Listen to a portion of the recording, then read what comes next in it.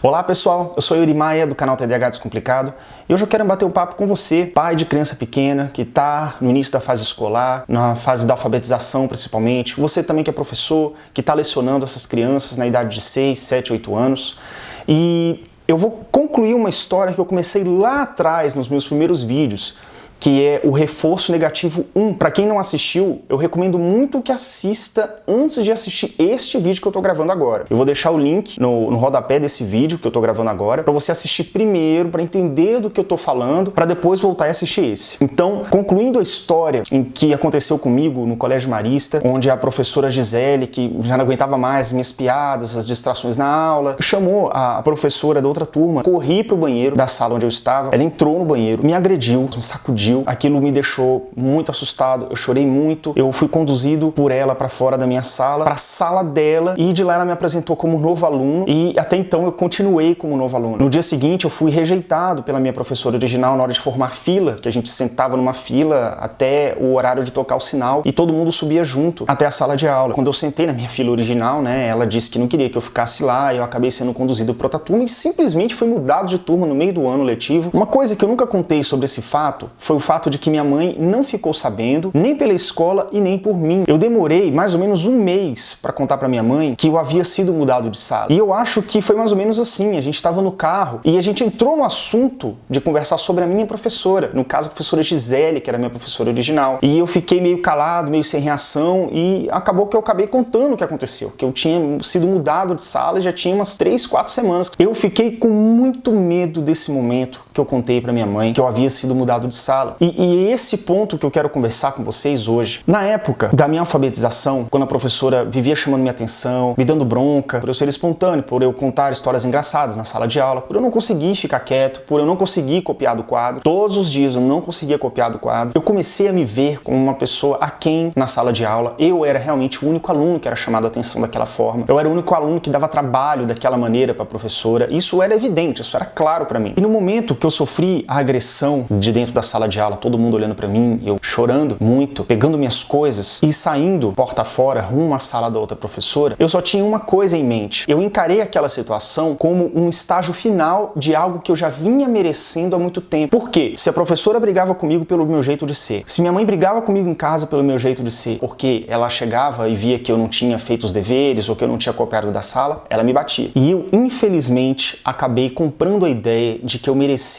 aquilo, que aquela agressão que eu sofri na escola era porque eu realmente tinha passado de todos os limites e eu comprei essa ideia por mais de 20 anos. Eu era uma criança de 6 ou 7 anos de idade, lidando com uma situação totalmente absurda, onde eu tinha sido agredido dentro da sala de aula, no colégio particular, Colégio Marista de Brasília. Eu me senti culpado por estar passando por aquilo, de tal forma que, num sentido de autopreservação, eu não quis nem contar para minha mãe, a pessoa mais segura para eu contar a respeito de uma situação daquela. Quando a criança se sente culpada pela maneira de ser, se sente culpada por cada ação que ela comete, ela sente vergonha de si mesma e começa a aceitar que coisas ruins aconteçam com ela, que ela seja merecedora de maus tratos. Não, isso está errado. O filho, por mais que ele dê trabalho na escola, por mais que ele dê trabalho em casa, por mais que ele tenha todos aqueles sintomas do TDAH junto com a hiperatividade, ele precisa sentir confiança até mesmo dos seus pais, sabendo que ela está sendo aceita como ela é. Pais seguros que passam segurança para os filhos, que passam confiança para os filhos, mesmo que pequenos, faz com que o filho compreenda a importância de se conscientizar dos seus direitos. Desde pequena, não deve jamais aceitar qualquer situação abusiva. O meu jeito natural de ser não cooperava para que eu fizesse as minhas tarefas em sala de aula, para que eu copiasse do quadro, porque eu me distraía com tudo o que acontecia e não entendia por que eu era daquele jeito. Mas essa história não acaba aí. Eu lembro que essa confusão toda aconteceu mais ou menos em agosto e eu nunca mais falei com a minha professora antiga, a professora Gisele, a professora que eu gostava. Mais ou menos em dezembro, no finalzinho do ano, a professora Gisele foi até a minha turma, bateu na porta,